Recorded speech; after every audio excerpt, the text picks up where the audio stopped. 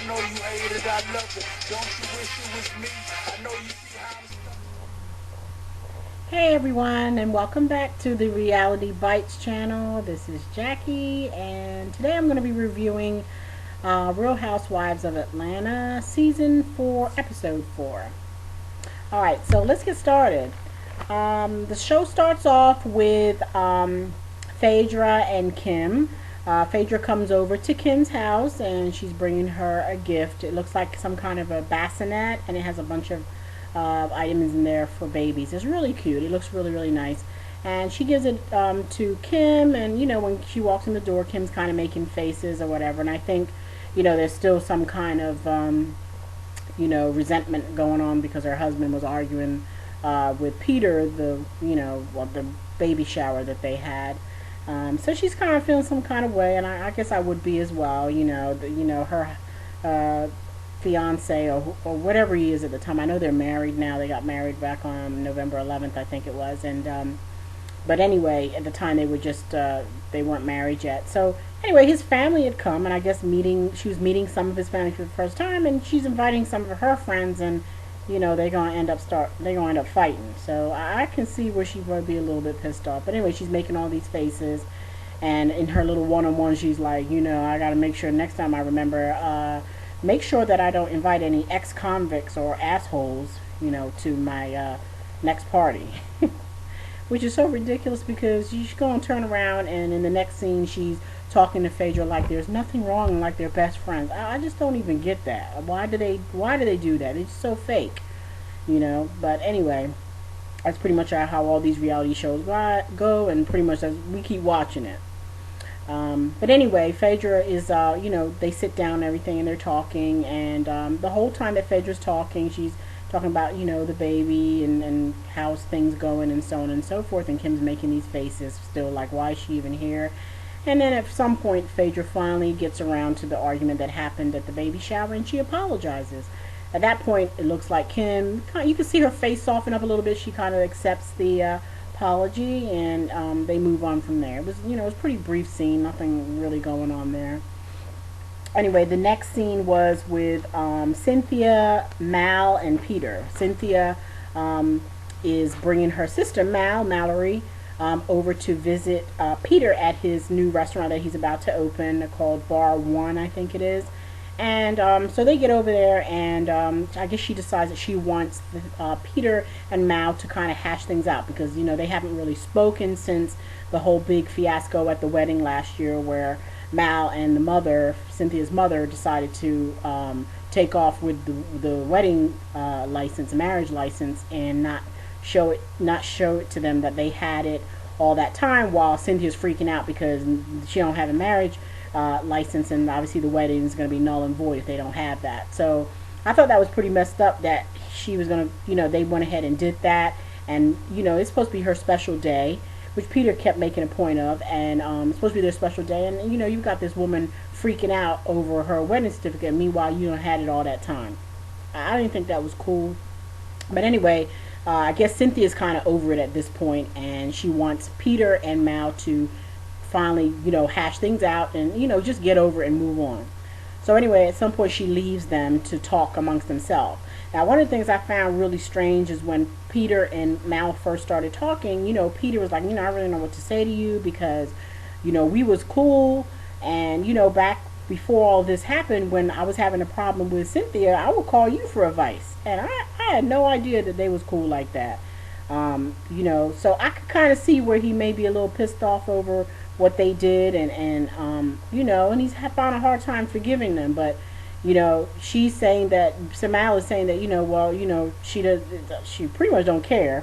All she cared about her sister, and her sister was upset and sad and stressing over this wedding. So she put her foot down and decided she was going to do something about it. And so they had to decide whether or not they were going to give up the wedding license so that the wedding could go on. I really don't think that they ain't had any business doing that. That was none of their business. Peter and Cynthia are grown. Cynthia is a grown woman. She knows exactly what she's doing.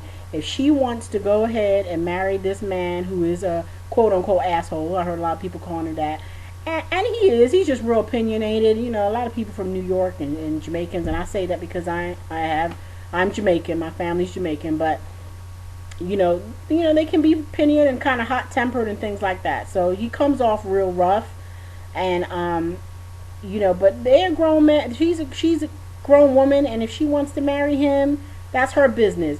Who isn't stressing over at their wedding? When you have a wedding, people stressing, and plus they was broke last year, so they're broke. I'll be stressing too. I'm trying to give a big old wedding, and I'm broke. I don't have any money. I gotta call my father to ask for $3,000, and he done got it. So I can understand why she'd have been stressing. That didn't give the mother and sister to the right to get involved and try to stop the wedding by taking away the marriage license. I didn't think that was cool either. But anyway, they're talking back and forth, and she's telling her, all she cares about is her sister's happiness, and that's why she did. And she basically is not apologizing. So they get kind of heated in their talk, and they get a little loud, and Cynthia comes back and like, oh, what's going on? Just getting a little loud in here. I thought y'all was supposed to be making up. Well, apparently it didn't work out, and Peter just got up and left. He's like, you know what? That's your sister. I understand. That's family. You got to do what you. I'm done. I'm done. So he just walked out. At that point, Mal starts crying. Why is she crying? Okay, well, because he spoke up for himself. I don't see. I think you brought that on yourself. I didn't feel sorry for her. She still says she's not apologizing. She did it because she loved her sister. Well, you're supposed to love your sister, but what you did, I think, was a little bit. You went over the line on that one. Okay, so that's just what I think. The next scene was with Candy, Phaedra, and Sheree, and they're at a venue where Candy is getting ready to have her 35th birthday party, and they're trying to check out different venues of where they want to hold the party. And while they're there talking, Candy's indicating that she's going to be inviting Nene. Of course, Phaedra and Sheree got making up faces like, okay, we ain't got to sit next to her, do we? No, you ain't got to sit next to her. If you don't want to sit next to her, then that's on you. I mean, I just think this whole argument with Nene and Sheree is kind of stupid anyway. You obviously balling apparently because you building your own 8,000 square foot house. Who cares what Nene was doing or what she didn't do? Apparently she didn't get the gig, and you must not have gotten the gig that you think that she was trying to steal from you. And I don't necessarily know if I even believe that producer that said that Nene was trying to steal the gig from under Sheree. I don't know if that was even true, but if it is, just move on. I think y'all just don't like each other. You didn't even like each other before the show started, because your friendship never seemed genuine. In fact, I don't really think that Sheree seems genuine with anybody. It's just something about her. I don't know what it is. When she's talking, the only people that I see that she talks to where it may be a little bit genuine is her kids. And that's pretty much it. She generally seemed concerned when she had her son on the show, I think a couple weeks ago, and she was talking about how he was really painfully shy and all that. So she generally seems like she cares about him, but everybody else, it just seems so fake to me. So I don't even think you like Nene from the get-go. You're trying to find a reason to cause some drama on the show for entertainment. I'm entertained. I'm not buying any of it, but, who knows. But anyway, so they decide that it's going to be okay if Nene stays on her side of the room, and they stay on their side of the room. Okay, yeah, that's a real adult, Then talking also about Peter and Apollo, how they need to be staying on different sides of the room. But Phaedra at that point says that she's not even going to invite Apollo. She's just not even going to go there, or she's not, which I think is a good idea. Just keep them apart. I think Peter needs to stay home too. I do want to say that I really do like Candy's hair. I really like it when it was short, but I'm liking the long hair as well, and it's done really well. Because a lot of times these rich people tend to have their hair done, and I'm just trying to figure who did your hair. But I don't know who's doing her hair, but it looks really good. I'm really impressed. It looks good. I prefer the short hair, but I'm not mad at her about the long hair. She want to change it up, and it's looking pretty good. Anyway, the next scene is with Nene, Candy, and Derek J, and they're all talking again about this party that she's going to have, and how she's going to invite Sheree and them, and how they decided they're going to stay at the other side of the room. And Nene's like, she don't want to go. She isn't feeling it either, but she said she's gonna go, and Derek J said he's gonna go, and Derek J. Okay, can I just say I don't know what's going on with that, um, with the high heel shoes and all that stuff. He ain't even worried about none of the rest of them. It's just the shoes. I guess the shoes make the man. I'm not agreeing with that one, but okay. The next thing is we see a scene with Nene and comes over to visit Cynthia and Peter, and you hear Peter on the phone before, as Nene's coming in talking to Cynthia, and Peter's on the phone with somebody talking about how their check for $40,000 bounced. Now I guess this is investor, so I know that they let us hear that conversation for something that's coming up in the later on one of the other shows, because here we go again with Cynthia, who says she's not getting involved financially.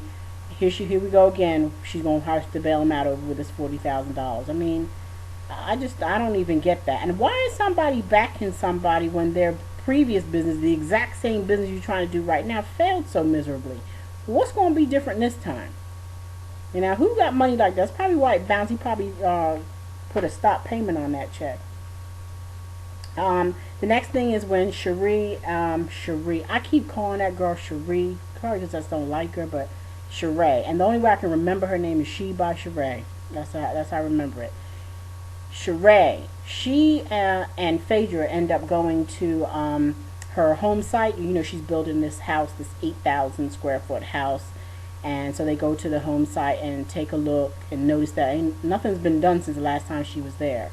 We don't know what that contractor's doing. And contractors will tend to spread out time that it takes to do the work that they need to do. They'll tell you one time and then it turns out to be something way, way longer, and it spreads out the money that they think they're going to get paid all this time. But Phaedra came along and let him know that that ain't happening. We got to take you to court to make sure that this gets done on time, or let you know that we're not paying you anything more than what was offered. That's on you. But the contractor's saying something about the licenses or something is not done, and so they need to have get the licenses before the workers can continue to work. So he's pushed it out a little bit more, saying I think up into the end of summer or next summer 2012. So I'm looking forward to see what that house is going to look like. I guess we won't be able to see that until season 5 on what the house is. Why does she need an 8,000 square foot house? I know she got 2 kids, a teenage son and a little girl. There's only 3 people living in that house. That's a big house. And I think she said something about a skating ring or a ballroom or something. Seriously? Anyway, we have the next scene where Candy is getting ready to start her party, and she's getting all dressed up. She got her tight dress on and her pink and purple eyeshadow, which I was not feeling, but I guess it's supposedly matching. I'm not real big on the makeup thing, but especially something so overt like that. But to be honest with you, everybody at that party was kind of over the top. Lawrence came in, Miss Lawrence, whatever his name is, came in with a blonde mohawk, red lipstick, makeup with designs on the cheek or whatever. So I don't know what's going on, what kind of party this was, but everybody was over the top there. But what was really funny with the party is, Phaedra and everybody was there, and they got Phaedra on one side with Sheree, and then we got Nene and Cynthia on the other side, and poor Candy's in between both of them, bouncing from one to the other, going over, hi, how you doing over here, and going back, hi, how you doing? That is so childish. That is so ridiculous. I probably wouldn't even have spoke to neither one of them acting silly like that. But anyway, at that point, Phaedra says she's got like a surprise for Candy at her party, and so she comes out. They roll out this huge, big red box. I think it has a bow on it or something. And so Candy's like, "What kind of box? What's going on?" So she says, "Mom, you want to sit next to me?" So Mom comes and sits on the chair next to her, Candy's mom, and they sit on the chair. And all of a sudden, Phaedra opens the box and introduces Ridiculous. Now, if any of y'all are from the Atlanta area, y'all know about Ridiculous. And Phaedra had mentioned about Mr. Ridiculous last season, and how he has a special talent for pleasing himself. I have never seen it, but that would have been a sight to see. And from everything that I can see on everybody's face, man. Well, let me tell you how. What's her name? The mom, Candy's mom, went off. First, she got up and walked out. She was really upset. I don't know. I think she was a little bit too upset. I mean, it's a stripper, and it didn't sound like she had never seen a stripper before. She just decided that I guess this stripper was a little too endowed for her, and she just thought it was disgusting. She kept talking about it was bullshit, and then she was mad at Candy, and Candy's like, "Why are you mad at me? I ain't do it," which was so.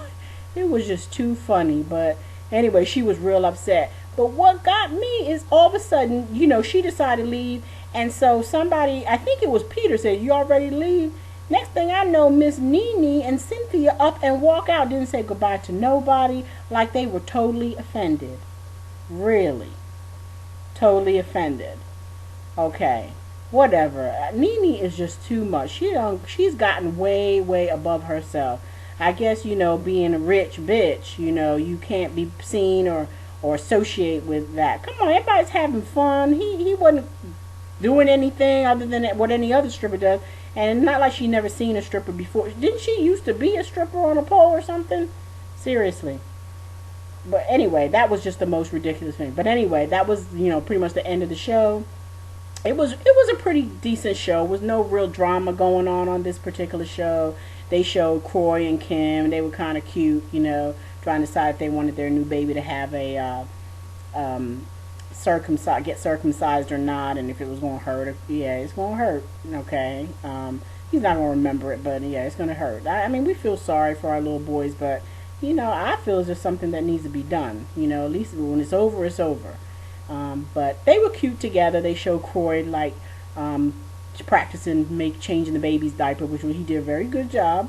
He really seems into Kim, and he really seems excited about the baby. Not quite sure why, what it is that she said to him that made him go there. I just don't know. I remember when they first met, I don't know if that was a real first meeting or not, but when she first met him, and next thing you know, they were dating and things like that. And she at one point said, she had given him her number, and they were wondering if he would call. And she's like, "Well, would you call?" No, I wouldn't call, but I'm a girl, so I really can't say. And I'm pretty good with, if a girl looks good, I'm gonna say it. But I'm just not seeing, what it is that he sees in her. And besides the looks, it ain't even all about looks and big blonde wigs and things like that. She's just low down. That whole big papa, and she's just justifying it and things like that with a married man. I don't get it. And he's okay with that. I really don't even understand. But apparently she's saying something to him, or she doing something to him that's making it okay. So, if they're happy, then I'm happy. So that's all I can say. They cute together, so I'll let it go at that. But anyway, that's pretty much what happened on this episode. And then, those are my opinions on what happened and what I thought. I thought it was a pretty good show. And, I hope you enjoyed my review. I hope that you will rate, subscribe, and comment. Please leave your comments below. I'm really enjoying doing this. I guess I like to talk more than I thought. So I hope that you're enjoying it as well. And I hope you guys have a great rest of the night. I know that I will. Good night.